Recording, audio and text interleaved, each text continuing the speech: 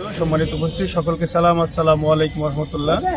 আপনারা ইতিমধ্যে লক্ষ্য করেছেন যে আজকে আমাদের চুয়াডাঙ্গা জেলার রিটার্নিং অফিসার কর্তৃক আমাদের চুয়াডাঙ্গার 2 আসনেরই যাচাই বাছাই চলছে। তার মধ্যে 1 নম্বর আসনের ইতিমধ্যে যাচাই বাছাই সম্পন্ন হয়েছে। সেক্ষেত্রে আমাদের দাখিলকৃত মনোনয়নপত্রটি বৈধ হিসেবে ঘোষিত হয়েছে। আলহামদুলিল্লাহ, আমরা সামনে যে সুষ্ঠু সুন্দর নির্বাচন, সেটার জন্য প্রশাসনের একটি সুন্দর নিরপেক্ষ অবস্থান লক্ষ্য করছি, পেশাদারিত্ব লক্ষ্য করছি। এটাকে সামনের দিকে অব্যাহত থাকবে সেই প্রত্যাশা রাখছি।